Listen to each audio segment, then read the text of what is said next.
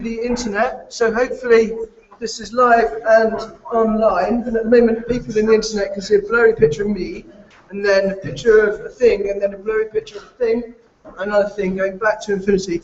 So that's kind of a nice way to start. And hopefully that's just working, so I'm going to minimize that now. And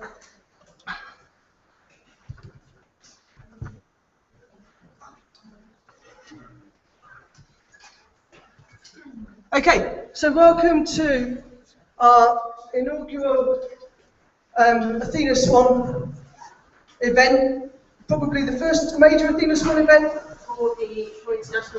for International Women's Day week, because a day is no longer enough for us. And what we've got tonight is we've got a series of short talks, starting off with me. I'm talking about girls' toys and science with the theme Pink Stinks.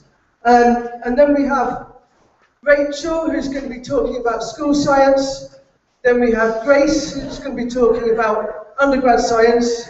Then we have Karina, who's going to be talking about facing the glass cliff. And then we're going to have somebody talking about senior science. Kate, again, right. Kate, did you want to do introductions, or should we just leap straight in? I think We'll leap straight in. I have to say, thank you very, very much indeed, everybody, for coming along this evening. It's an absolutely fantastic turnout, and we're delighted to see you here.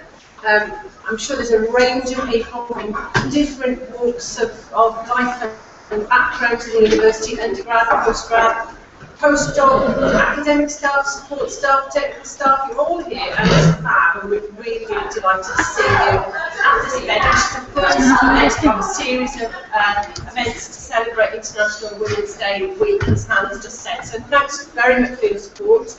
Everyone's put a huge amount of effort into what you're doing this evening. I hope you enjoy it. I hope you enjoy and engage with the debate that we're going to have later on. And without further ado, I'll hand over to Hannah. Okay, in a quick laptop switch over, we forgot to change the clicker. So the question is, does the clicker now work? This is computer science in action. As you see me clicking pointlessly at a computer. Hey, it's worked, it's found the drivers. Genius. So I'm going to talk about girls' toys and science, and my subtitle is Pink Stinks. We've got a slight issue with the slides still, but I'm going to just plough on ahead anyway. One thing I should say is that Pink Stinks is not my idea. Pink Stinks is actually the name of a campaign of women who are looking into women in science, looking into the way there's this absolutely terrible pinkification. Oh no, I've just told you what I think. Sorry, there's this terrible drive for girls' toys to make everything pink. So I wanted to start this presentation with a slide of a particular Jacky Fleming cartoon, where there's a family gathered around the Christmas tree, and the mummy and the daddy are sat on the sofa with well, both wearing dungarees, and they're obviously a very nice family, and the little girl is opening up her Christmas presents, and it's a little Ms. Carpentry set, and the thought bubble says, "I'd kill for a Barbie doll." And I thought that would be a good way to start this talk, but I couldn't find a copy of that. So I found some matching his and hers baby grows. The girls one says, "When I grow up, I want to be a princess," and the boys one says, "When I grow up, I want to be a ninja." And I think this kind of sums up, to a certain extent, the way we talk to boys and the way we talk to girls, and how this can affect the way that boys and girls grow up with different expectations of what they want to be. So here are two nursery prints sold by an online retailer in the US. One for boys and one for girls. The girls one says, "You are a princess. Reach for the stars, smile, sing, laugh often, dream big." And the boys one says, "Ride bikes, build a fort, explore, climb a tree, catch the stars," and so on. And I think you don't need to be a child psychologist to look at these and think, the messages that children are getting from these kinds of descriptions are actually quite telling, and are actually the kind of things that kids are going to pick up, whether they want to or not.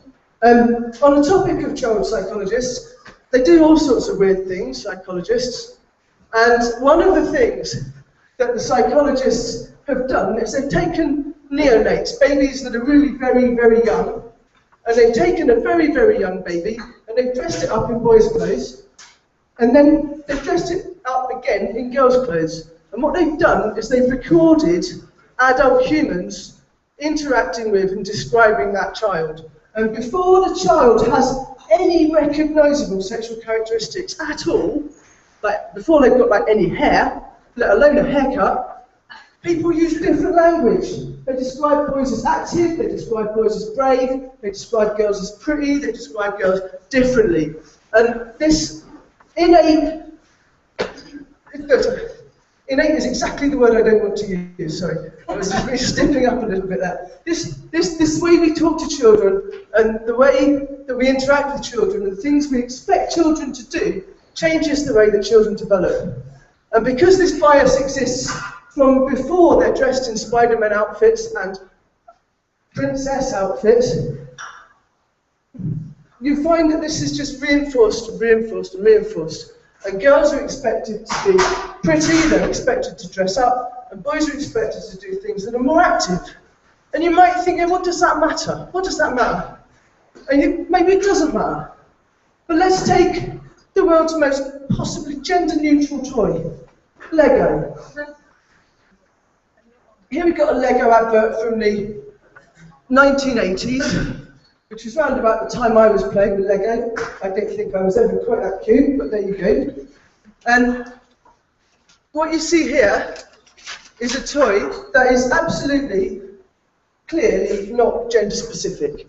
And I thought that was the case until my friend Rachel told me that at her daughter's birthday party, Susie was maybe 6, there was a parcel, and the parcel stopped, and the child opened the parcel, and out of the parcel came some Lego, and this girl said, no, I can't have that, Lego's for boys. And the very idea that Lego is now a gendered toy made me just stop in my tracks, yeah? Lego is clearly not a gendered toy. Look at these adverts. These are people being creative, these are people building things, these are people constructing, these are people learning about things like spatial reasoning. They're learning about things like engineering, experimentation. If I do this, then that will happen. This kind of structure behaves in that kind of way. These are the kinds of things that we learn from Lego. And if something as basic as Lego is now gendered, then there's a major problem. There's a blog that went and found that girl. She now looks like this.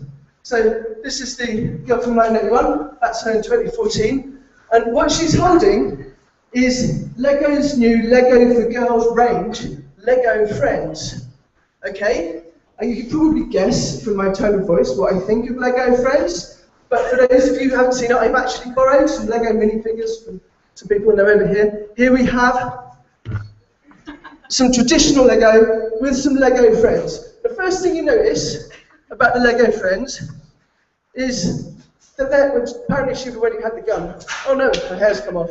No, she's a bald Lego friend. Anyway. Right. So the first thing you notice if you play with Lego Friends is that they don't fit with the rest of the Lego. Yeah, they can't sit down.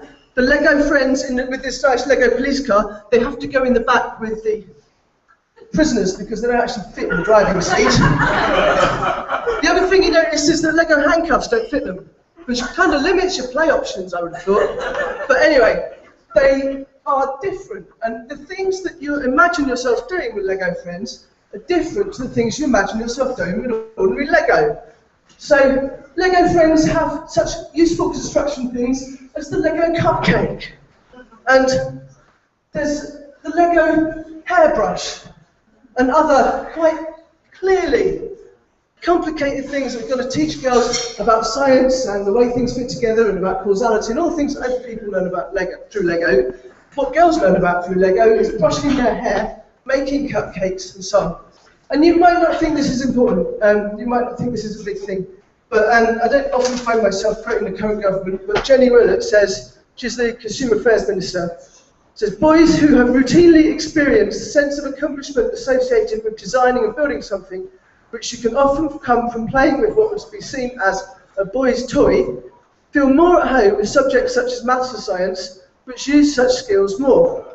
And that is actually coming from the government. And the headline headlines that came out of this, there was a big meeting where they were talking about this with scientists and developmental psychologists, but headlines like, why dressing your daughter in pink damages the future of the economy, which I think is a good headline, and perhaps one we should see more of, not being a huge fan of pink myself. Okay, so the pinkification of the world has spread to the extent that certain shops have girls sections and boys sections. And this is a letter that my friend Eliza wrote to a shop called The Entertainer.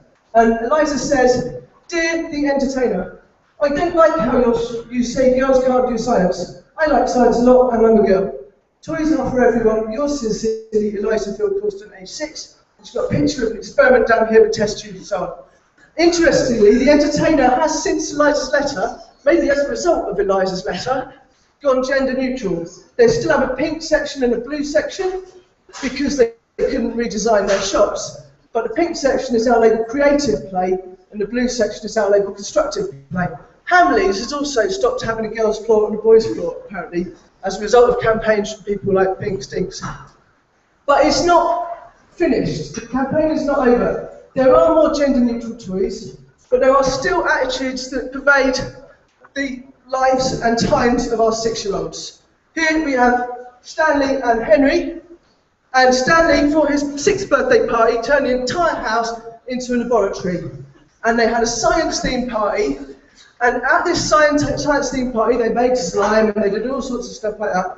But one of his school friends, age 6, refused to come to a science-themed birthday party because she said science was for boys. And I think if that's happening in 2013, in November, then there is something that is wrong with kids' toys and science and the way we sell stuff to kids.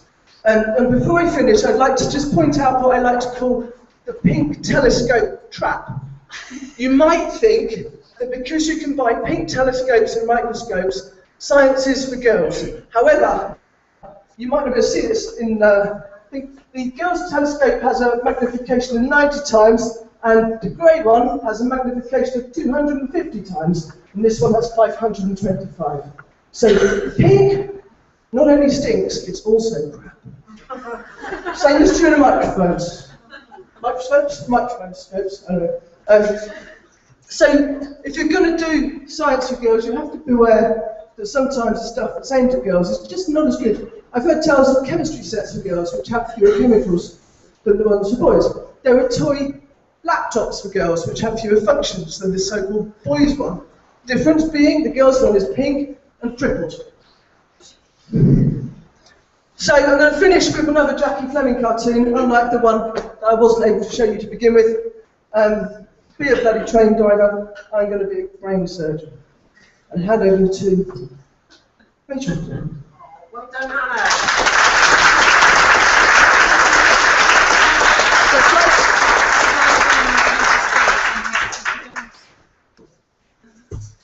If you just go onto the USB,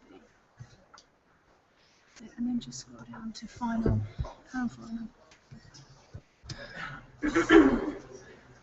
and that should have everything in it for the rest of the slides and presentation.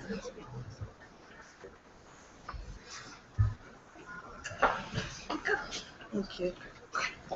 Too many things, not enough hands. What am I going to do? Right. Okay, so the title of my talk is Science is a Girl Thing. So there's been a concerted effort over the last few years at trying to interest young women aged 11 to 17 in getting into STEM and into science. So when I decided that I was going to do a talk tonight, I thought a good place to start was to look at those campaigns and to see how they reach out to young women, what the content is and what they're going to achieve. But when I started to look at schemes for women in science or young women in science, I was struck immediately by the prominence of the term girl right in the middle of the logo. And to begin with, I thought, well, that's kind of logical. You know, this is a scheme that's to interest girls in science. It seems to make sense. You can have girls and science together there to try and tell girls that this is science for them.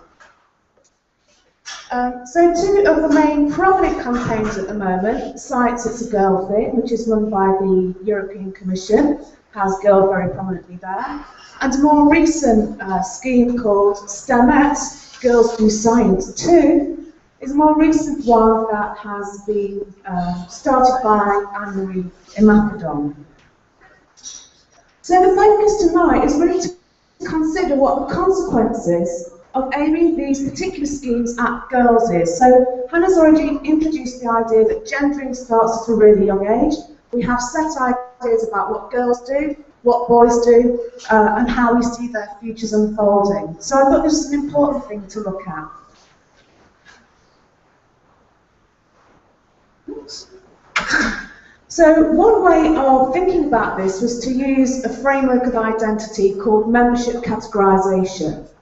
Now, Mikander, which half of my slide has disappeared, Mikander suggested that talk is an action-oriented social activity through which dilemmas of multiple and conflicting identities are managed and solved. And one of the things that each membership category, well, you can think about a membership category as a type of identity. So each membership category has a set of category-bound behaviours associated with it. So that's essentially how members of that category could, should, or do behave. So I thought one way to think about this was to apply this framework to the identity of girl and think about how girls could, should, and do behave.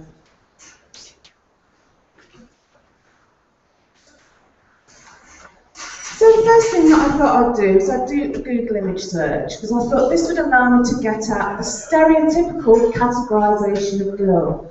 So what do outsiders to that category include in this girl category? So you can see that we've got a very wide range of girls here, ranging from the toddler all the way up to the 20s.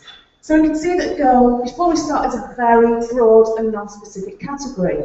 There's also a dilemma that's emerging here as well, in that there is sort of emergent sexualisation of these girls. So you've either got, hopefully, non-sexualised, all the way up to, can't quite see it here, but highly sexualised in a sort of French, slippy camisole thing. So I think this is potentially problematic if we're going to be aiming a campaign at girls, because girls isn't a homogeneous category.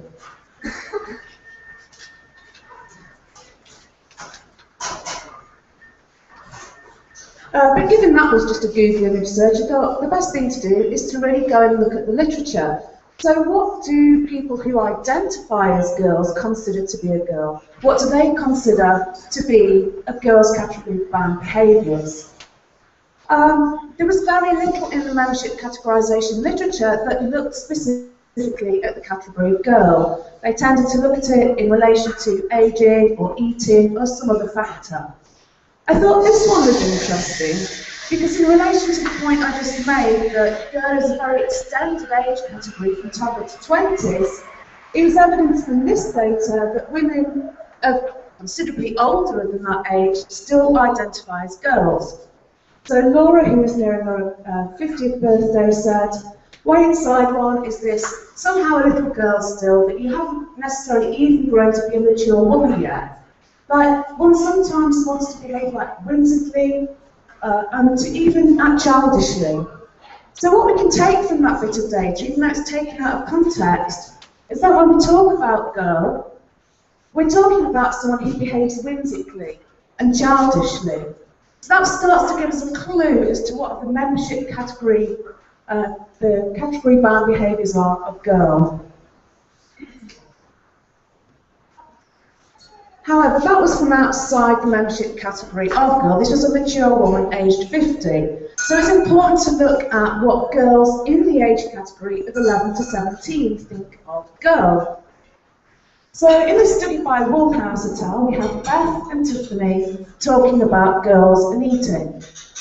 Beth says, "Yeah, I think like a girly girl would eat like very little things, and like a tomboy would eat loads. Yeah, a girly girl would be one of them that like, oh, I'm going on a diet, all salads and like." Just checking it's all on the slide. So Beth and Tiffany are talking about girls and they're talking about tomboys. And they're suggesting that their categorisation of girl, the girly girl, is a girl who's restricted. She's restricted because she restricts what she eats. She's elsewhere in the data, this girly girl category was extended, and it's shown to be a heteronormative categorization that was imbued with passivity, dependence, and weakness. Neither Beth nor Tiffany wanted to be identified as a girly girl. A girly girl was something other than what they were, so they resisted this category of girliness. And just to point out, actually, what we're starting to see now is that girls are associated with being childish, with being whimsical, with being restricted, dependent, passive. All of these characteristics are characteristics that are not going to be valued in STEM. So girls not looking good so far. Oops. Now, this was a campaign that was, it's a little bit outdated now. Science, it's a girl thing. It was produced by the European Commission a couple of years ago, and it caused massive controversy. As you can see, it's completely full of pink, supercharged hyperfemininity in the title with pink lipstick. Science, it's a girl thing. So essentially what this does is it portrays a very narrow view of what it means to be a girl, what a girl could or should be. It also presents a very narrow view of what science is, and I'll show you in a minute what the video entails. Now, I know it's kind of like going over old ground, but this has now been considerably updated, and the logo is now in a sort of a blue or a yellow rather than the pink. But I do think it illustrates something about how girls orient to the identity of girls, or how young women orient to the identity of girls. This caused a massive outcry, but it would seem that the European Commission didn't get complaints from girls. They got complaints from older scientists. The girls' response to this was rather positive, so we'll have a look at it and then consider why. Whoops. Oh no, what have I done? Uh-oh. Oh, it's working, it's working. We might not have sound.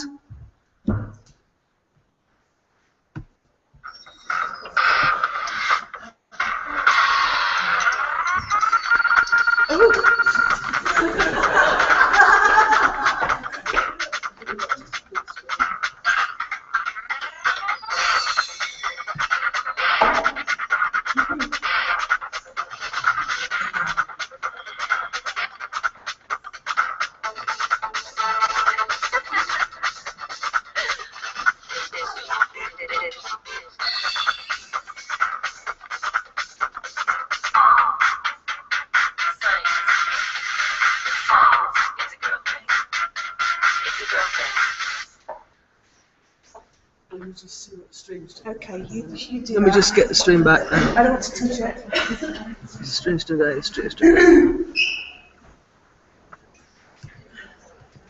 Okay. Okay? Yeah, cool. That's what science means to me. So we saw in the previous data extract that Beth and Tiffany resisted this form of stereotypical feminine identity.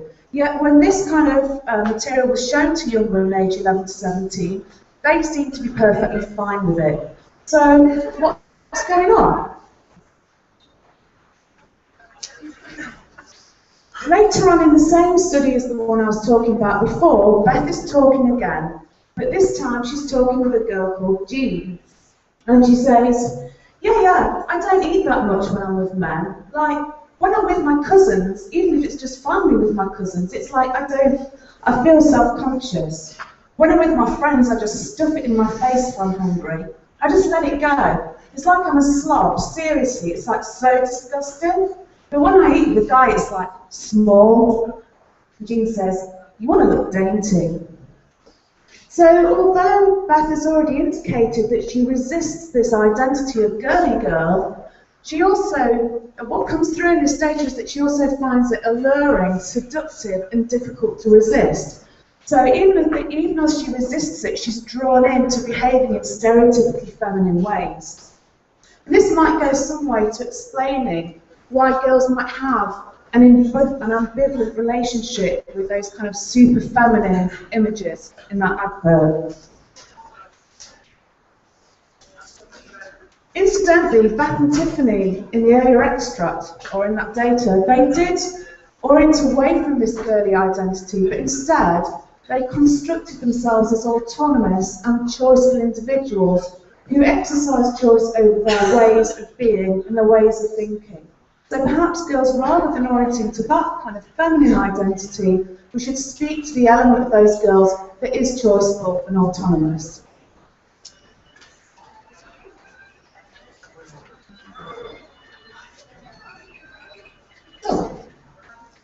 A minute.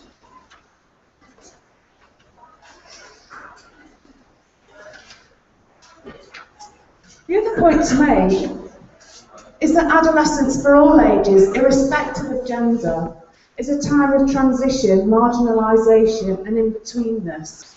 So I question the aspirational power of the term girl, and that most young people aspire to be grown-ups rather than to be girls. Do we really expect young women to, they may identify as girls, but they probably don't aspire to become girls. And this becomes ever more noticeable if you put a girl together with a scientist.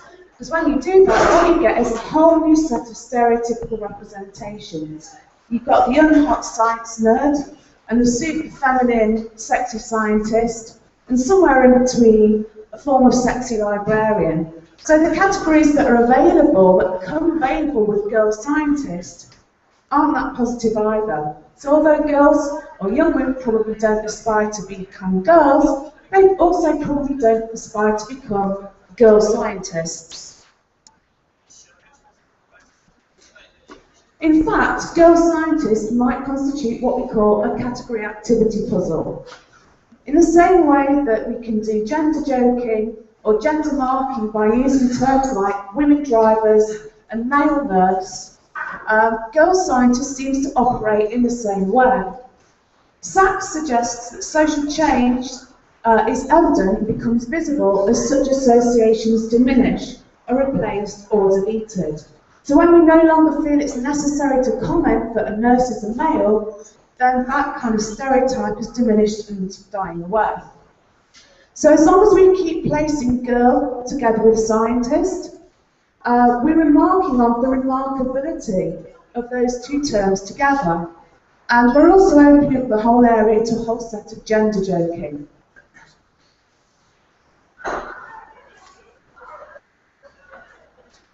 So in summary, the category girl can be associated with all kinds of negative category-bound activities like passivity, dependence, and weakness. It's also a contested category, so girls don't necessarily relate in a straightforward manner to the identity of girl. And finally, girl scientists act as a category identity puzzle, opening up the opportunity for gender joking and maintaining the remarkability of finding girls in science. So, if girl is problematic as a category, what are the alternatives? When I first came across the STEMX campaign, I was a little bit puzzled actually about the name STEMX, until I went on the website and then I saw they got a definition of this. And they said that a STEMette is a female who has the capacity to go into one or more of the STEM fields. And that got me thinking about the possibility of could we actually do away with pre-existing gender categories in this domain, and instead of aiming these campaigns at girls, maybe invent a whole new category for girls to sit inside, like STEMettes. I'm not totally into the name, but it demonstrated a principle to me that actually we could create a new membership category without the baggage that goes along with girl. The other alternative is to adopt a pre-existing category like Science Girl did. Girl. I'm not going to keep saying girl. Science Girl, when I say Science Girl, I mean the G-R-R-L variety. So girl's an existing category that emerges from Riot Girl, who are a group of young feminist activists and artists. So they've taken that concept and applied it into the science field. And although I know that young women are often ambivalent about the identity of being a feminist, it doesn't seem to have affected the Science Girl campaign adversely. So those are two possibilities: either the creation of whole new categories like STEMettes that girls can identify with or young women can identify with, or the use of pre-existing categories as another possible way forward. So, in conclusion, appealing to the identity of a girl is problematic in the context of campaigns that attempt to draw women into STEM and into science. To arrive at a productive way forward, we need to understand in some depth how young women orient to and categorise themselves in terms of their identity as young women or girls. And now I hand over to Grace.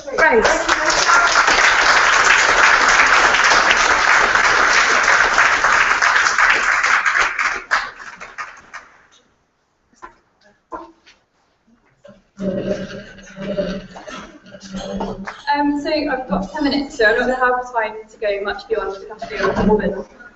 But believe me that if I was going into discussions of race or gender identity or disability, things get much worse than the things I'm about to say. There's all kinds of lovely intersections of profession. So there's always a discussion whenever I'm really into like women leadership and that sort of thing. There's always a discussion of women's representation of merit, and like I'm starting to really hate this word because like you have to make a choice, and that is either this isn't just women in science, this is leadership in public life.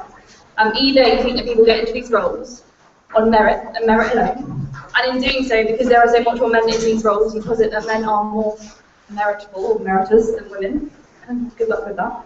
And you think that's why women are underrepresented, or you have to accept there's something else going on. You have to accept, if you don't think that there are cultures and structures and power relationships at work that mean that women are going underrepresented. So you can't raise it on the fence that, I'm sorry. So before I go on into some more specifics, I do want to mention a really interesting piece of research I found when I was doing some research into this. It's called stereotypical. So let's take two very pervasive stereotypes. Women are bad at maths. Asian Americans, as this research is based on, are good at maths. It's been found that when given a maths test with their gender status, Asian American women performed notably worse than when their ethnicity was taken. When given a verbal skills test with the stereotypes reversed, the results also reversed. So something is going seriously wrong in the way that women are being socialised to be themselves and their abilities. Relating this back to my comment just now about how people attain certain roles and why they attain them, we probably should be exploring the notion that women are going underrepresented in STEM and other fields because that is what is expected of them. In the UK, researchers found that male students expect to earn significantly more than their female counterparts after graduation, which brings to the fore a very worrying notion that the graduate gender pay gap is a self-fulfilling prophecy. This research was actually carried out across all 17 subject areas, and every single one of them, female graduates were being paid less than men.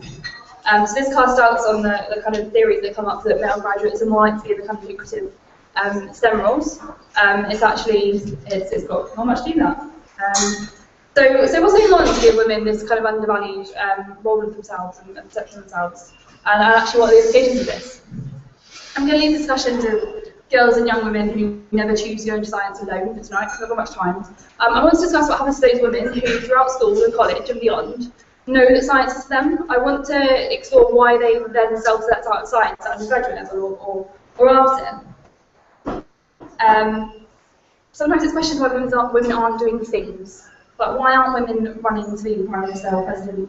And the answer comes back to us that, I hate it. It's like we need to be told. Women need to be told that they can run to be shooting president. They just need to be told that they can do science, and it grinds my gears so much because for women to be empowered to go into science or politics or public life or whatever, we have to be shown that these spheres are going to welcome and respect us. And unfortunately, I don't think that's the case. So before I go into science in particular, I should probably highlight that your undergraduate academic experience is rarely separate from your wider experience as a student. And that women undergraduate scientists are probably having the same time as outside of the classroom, outside the rest of their fellow women students. And to be honest, that's not a fantastic one sometimes. So I should say that I'm about to repeat some, I get a bit of a hint here. Some of the things I'm about to repeat relate to rape and sexual assault. Freshers Week, the start of a new adventure for many students, but for women it's quite a rude reminder of their place in the world or how that's viewed it is.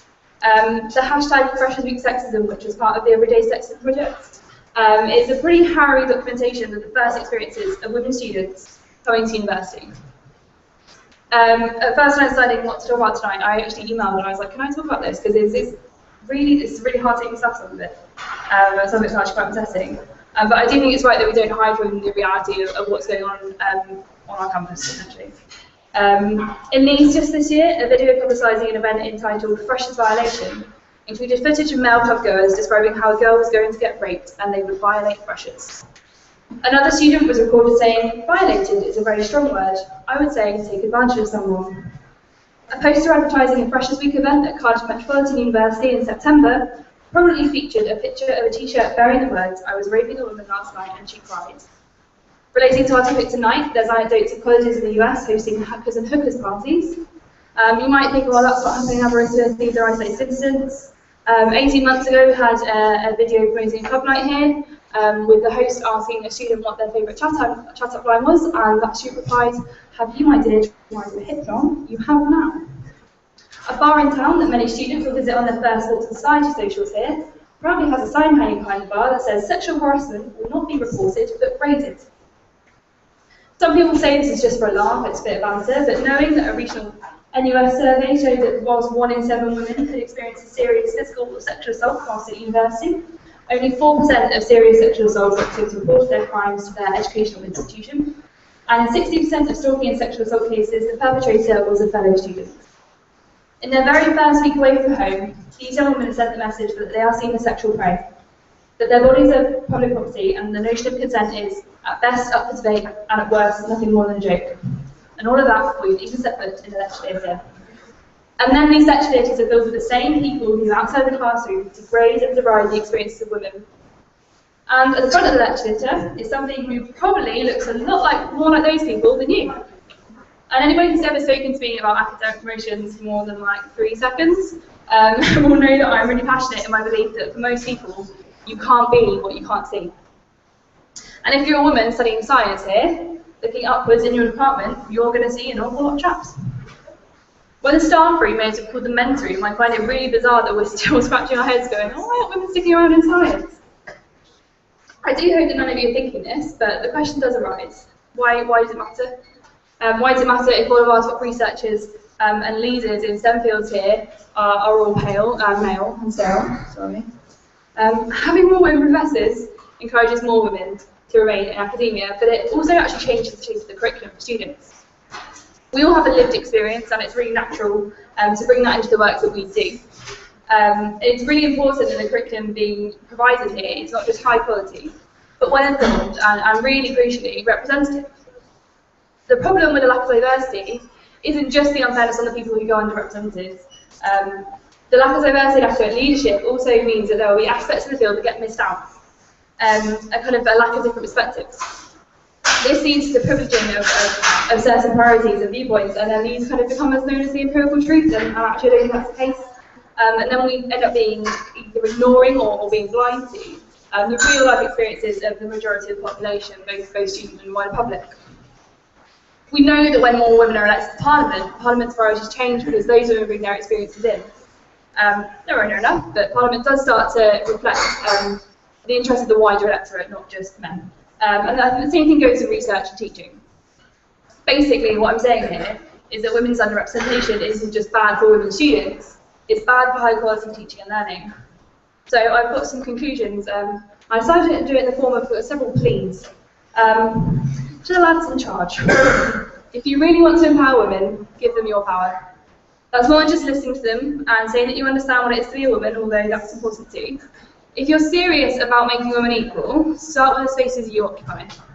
Gender all of them.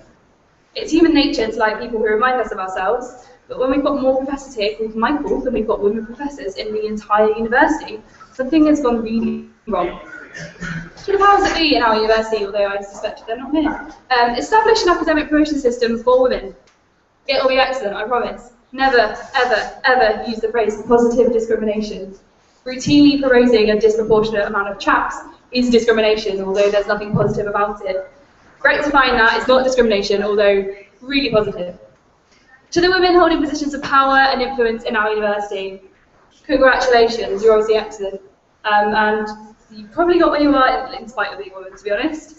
I understand that you probably also only got there by not upsetting too many of the previously mentioned lads in charge, but I promise you it's never too late to start.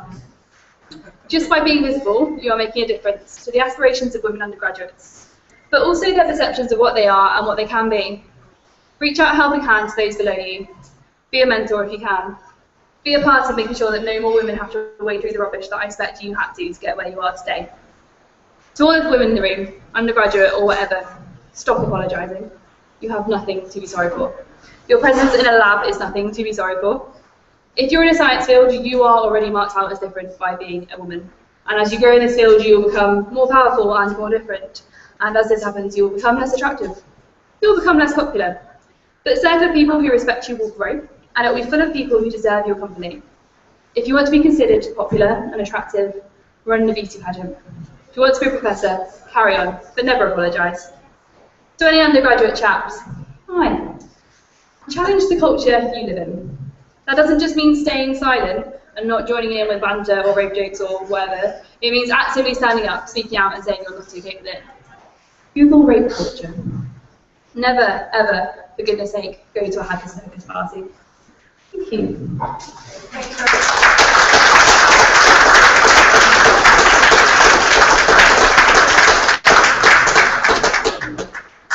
Okay, right, so I'm the final one today, because unfortunately Chris Thomas can't make it, but I will be speaking a little bit on his behalf. So if you thought that it was hard enough getting through, playing with toys, whether it be, well, in my case, normal Lego, pink Lego, challenging times as a teenager, and then the sexual repression and frustrations of getting through universities and not having a role models, and you think, you know what, it's been my dream and my aspiration to change the world, I'm going to go into academia and I do it. And you get there and what you see is this lovely glass cliff, basically. This is not a piece of cake once you get to this point, but it's a point that everyone, as a kid you're aspiring to, your career, and you start and you have all these innocent ideas about what it's like to be an academic. I'm probably talking about myself here actually at this point, very innocently thinking what a wonderful career this will be. And you rapidly learn how challenging it actually is. And I'm going to be talking about some of those issues today. So what I want to talk about mostly is the leaky pipeline. And this is basically a term that describes the gradual loss of women working at each career stage following postgraduate training, from postdoc to lecturer, from senior lecturer right through to professor. So in higher education institutions in the UK, women make up 44.5% of academic staff, but only 20.5% of professors are actually women. So what is actually happening in this process? So women are underrepresented at all levels across the STEM, which is a very worrying aspect. But I wanted to investigate a little bit more about where these leaks are and why they are happening. So getting a PhD is pretty hard, a hard job, whether you're male or female. The first point, usually as an undergraduate, you're inspired by your subject, you want to go through and study it because you're passionate about your subject, and I think that's a prerequisite that you need for your PhD. Now, there was a study done by the UK Resources Centre for Women in SET and the Royal Society of Chemistry, and they asked PhD students, both male and female.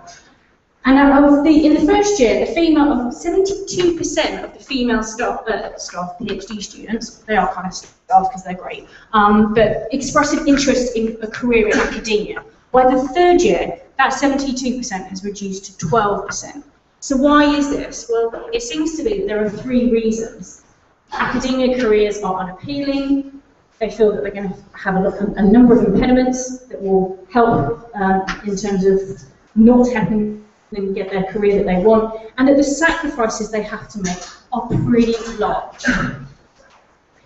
Once we get past postdoc to temporary positions, this is where you get the greatest leak. So it's one thing being a PhD student, but actually then getting a job in academia. This is what I feel, and I haven't found a statistic to qualify this, is the main point at which women fall out. And this is partly because most postdoctoral positions are of a year or 2-year contract. And it's very difficult because you've got to hunt around, you've got to get these contracts. As soon as you get a job for a year, you're starting looking for the next one, so it's very difficult.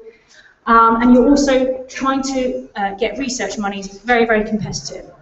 What this means is that you are opening yourself up to a life of frequent moves and a lack of security about your future. And nobody wants these things, whether you're male or female. Nobody wants that. The timing is all wrong for women in particular. You might have worked for a couple of years, you do a PhD, you're in your mid-20s when you're starting to look towards your qualifications and your future benefits from those qualifications in academia. You're in your late 20s and your early 30s. This is really the time that you might be thinking about having a family. So the prospect of then having to move around and not have any security and not know when your job is and where you're going to be is very worrying. Another thing that was cited was that these are very, an academic career is very solitary and it's all-consuming and it's unnecessarily competitive. And women in particular appear to be more affected by men because they have a lack of self-confidence and that there's this big sacrifice needed, this sacrifice of security in order to get through in academia. And that women generally are not as aggressive or in terms of promoting themselves, pushing themselves forward and promoting themselves. That's a general statement, because I would say that I'm pretty aggressive, but I worked in a city and I had to deal with quite a lot of aggressive men in that context. So it's not everyone. I'm just saying there is data to suggest that there's that element to it. And often the women that do get to the top are actually childless. So in terms of actually, I'm not saying all of them, but many of them are. So it's kind of like, oh, well, I have to act like a man and essentially not have a family in order to get there. Is that sacrifice I want to make? When you get to the lectureship, so you've made it through that hurdle, you've done all your many moves and you've managed to negotiate the complexity not only of doing those moves, but having a partner who perhaps is either working somewhere else or also making a number of moves, which is why most of my colleagues and my friends live and have partners on different sides of the UK at the moment, or even the world. I know people who are commuting between New Zealand and the UK and America. So being an academic couple, I don't recommend. Try and at least get with someone who's a professional that can change that job. That's my key recommendation, but unfortunately, love does not work that way. So you've made it to lecture and you're thinking, right, you know what, I want to get promoted now. This is all good. Now this is difficult because what happens is we basically end up working all the time as academics. And now I'm speaking, whether we're male or female, the expectations of us today are enormous. We have to do world-leading research, get large grants, we've got to publish many high-quality papers, excel in our teaching qualities, we've got our administrative role, and a very important pastoral roles that we play as staff. Now this is like about 5 people's job that's being done in one person. I'm not going to mention the pay issue, because that's a separate issue. So this is challenging for whether you're male or female to do this. But the big thing in terms of our criteria is research. That's the high profile historically. When we look around, I looked around for female professors, and obviously as soon as I hit professor in Google, the images came up with Professor Snape, which made me chuckle a bit, because I thought, wow, here we have a female author writing a book about a fantasy world, and she actually makes most of the senior academic positions in that book of Hogwarts male. So women are not helping themselves, are they, really? I might write to Jacky Fleming or something. I'm sure she won't listen, but I'll give it a whirl. So government report. So we've got the government now are saying, I'll read here actually. It is commendable that the government wants to inspire girls to choose science at school, because this is where major decisions about future careers are made. However, such efforts are wasted if women scientists are then disproportionately and systematically disadvantaged compared to men. So this was a recent report that came out by the government looking at the careers of women in science. And what they're saying is that what is the point of us having this whole discussion about pink stinks and all this kind of stuff if actually, if we had loads and loads of girls get to the point of being in academia, they then can't progress. What's the point of all that? We have to look at the whole thing. At the bottom there it's saying it's astonishing that women still remain underrepresented at professorial levels in academia across every scientific discipline. It's time for universities to pull their socks up. So, why is it that we're getting this? Well, I think this picture speaks for itself. This was a very familiar thing that I had to face when I worked in the city, actually, and it's increasingly and sadly a thing that I have to face here in academia, which I was hoping would be a bit more progressive in the investment banking sector, but apparently not. So why do we have so few leaders and so few professors? Well, I've looked at a number of different pieces of research that have been done in Europe, Johns Hopkins University, Italy, and the UK. And some of the things they cite are managing the partner, so having a partner working, commuting and settling, family versus career, so it gets to the point that women feel they can't do the 5 jobs in one as well as being a full-time mum.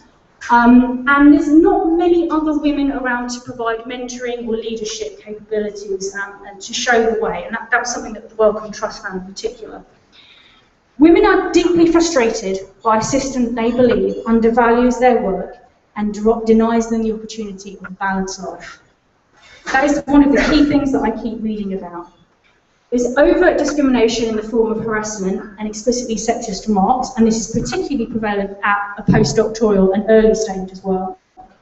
And often service responsibilities, like pastoral care, teaching, just being there for the undergrads and the postgraduates, just as someone to help out or doing administrative roles, are not regarded very highly. No one cares about that. They care if you have a paper in Nature. So it's kind of sad, really. So we need to kind of try and address some of these issues going forward. And this is something that has actually been highlighted in the media recently, when a number of professors at Cambridge put forward the suggestion that they needed to change the criteria for promotion to professor to actually accommodate good service and good teaching, and recognise that it's not just about doing world-class leading research. And this is in part because at Cambridge they have a very small amount of professors, just like anywhere else. So, if we want to try and break through and reach the top of the glass cliff, I'm not going to talk about what happens when you get to the top of the glass cliff and looking down. We need to understand a much more complex problem that we're facing here. What we're facing are the obstacles of male senior leadership, unfortunately generally white males, and the institutional and structural bias that sits within that traditional system. We also really need to revisit those promotional guidelines. And there's a wonderful quote I put here that really says it all to me, that no matter how much women promote themselves and learn confidence through training courses, the only way the current shocking scarcity of women in higher positions can change is through eliminating systematic and structural bias in policies and procedures that favour white men. And this is going to be a hard task to do. What does this mean? Well, universities have to pull their socks up, so they're being told by the government. We have got to really seriously address these problems. There's so many studies that show that if there's more a gender balance in any workplace, productivity is massively increased. But these are issues, unfortunately, that affect men just as much as women. Work-life balance, wanting to have a family, men are increasingly wanting to be involved in the raising of their child, rightly so. So these are all sorts of issues that really are affecting universities as a whole. So we need to improve the working environment. If we don't attract women into these positions, we are narrowing our pool and scope of field of intellectual expertise. And women do have different skills to men, sometimes have different interests and capabilities. If we're not getting this into academia, we're losing out on 50% of our knowledge. And actually, I have a colleague at Bournemouth University, and he recently went to a workshop in Saudi Arabia. And the guy came up to him at the end, and he said, "How did we do at the workshop?" And the guy said, "Yeah, you're doing really well. You're 50% of the way there." And he said, "What do you mean 50%? You know, we've put this wonderful workshop on, we've done all these exercises." And he said, "Yes, unfortunately, the other 50% are the women who are not in the room. Because without women in the room, the skill sets are limited in terms of responding to a disaster. And we all know that in disasters, women are actually more vulnerable." So he was really making a point there that, you know, you can be as good as you got, but you're only ever going to be 50% there because you haven't got that other knowledge. So I thought it was a great example. It took great guts to do that. So we need to change our leadership and our current culture to adapt to the new challenges that we face. And really address things like our culture of working long hours, the expectations, the demands that are needed to help encourage everyone to be better, but in particular to help women feel like they haven't got to achieve the impossible, which is very difficult. And obviously the government needs to monitor its effect of the decision to cut diversity funding. So, you know, here we are with this problem that's been identified by the government, and they're also cutting their funding for promoting and retaining women in science. So, Chris Thomas couldn't make it today, but he was going to be talking about the professor element, which I've covered a little bit. He did actually want me to just stress a few points, which is that the Athena Swan charter that we have here is something that, as a university, I'm sure I don't want to speak on behalf of Kate, but Chris was saying that, you know, what he wanted to do is PVC, he was interested in us fulfilling this because it's the right thing to do, not because you want to get a charter or a bronze or a silver or gold medal for it or a charter, you know, at level, but because it's something that we should do. We should be aspiring for it, whether the Athena Swan exists or not. And Athena Swan is, well, I'll leave it to Kate to explain a bit more, but it's really there to help encourage a number of these issues that I've highlighted, to help women get to those senior stages and to increase the numbers of women that we have in positions of power and leadership. I personally would like to finish by saying that I think it's a glass cliff for everyone at the moment in universities. I think it's a very challenging role for anyone in academic staff, especially in a changing environment in terms of research and funding. It's very difficult, but particularly challenging at this time for women. And Chris has got these cartoons, two cartoons that he wanted to show, which I think summed up his thoughts on the matter, which is these two goldfish here, one saying, "You can be anything you want to be, no limits." And then bad goldfish.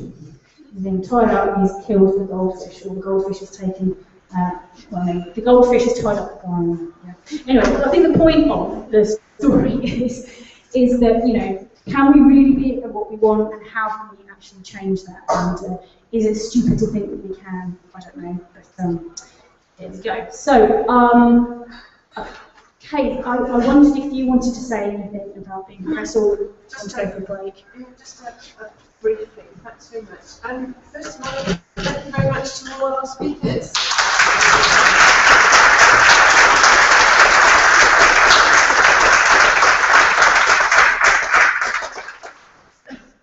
No, you just hold it close. Can you hear me?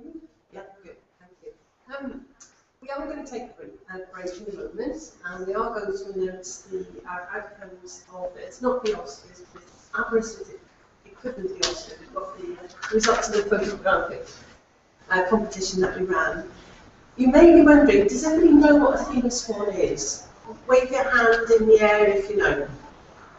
Relatively few. Okay, so what we're doing in the university at the moment, we are running two exercises which relate to achieving awards, which are benchmarks, so national benchmarks, to demonstrate that we are taking the development of women seriously in STEM, and STEM stands for Science, Technology, Engineering, Maths and Medicine, so it's actually STEM. And Athena Swan has been designed as a national set of benchmarks which look at how we can best promote and support women at all stages in their scientific careers. It started about 2005-2006. It's now a national process which all HEI in the UK are involved with, pretty much all of them. We joined the charter, we're a charter member, and we've been there for about 2 years now, 2 or 3 years. But what we're doing at the moment is actively trying to engage with the process and support the university getting a Bronze Award institutional award to say we are serious about empowering and supporting women's careers. And IBIS is a separate sub-organisation or sub-department within the university actually going for a Bronze Award for IBIS at the same time. We're also doing another benchmark award, which is called GEM, which is the Gender Equality Charter Mark, and that's for men and women and trans people in non-science departments as well. So we're very busy, and Rachel and Pip and Karina and Hannah and Joy and a host of other people across the university, both men and women, are all working extremely hard in order to try and achieve these awards for us. And we're not doing it just to get a tick in the box. We're not doing it because it'd be nice to have and because research councils are saying it's something we should be having in the future, or even now for one small part of one of the research councils. We're doing it because it's the right thing to do.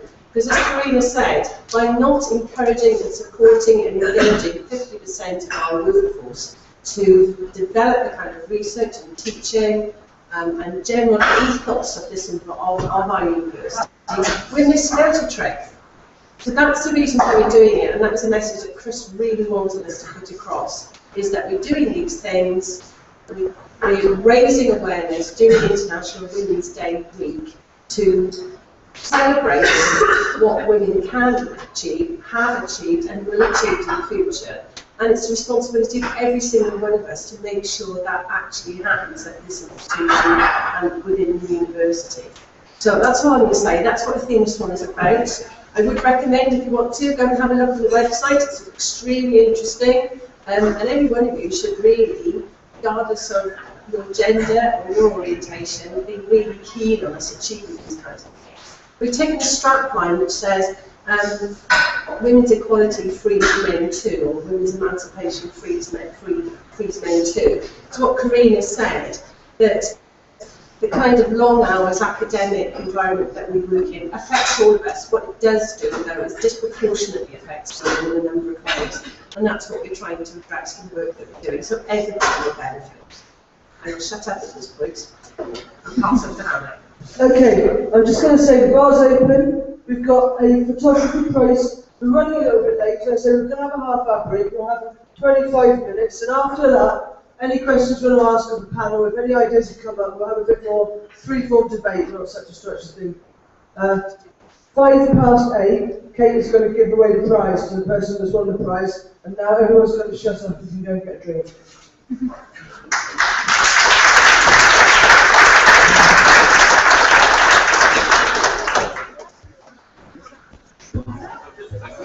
So that's now the. Let me just turn off the internet.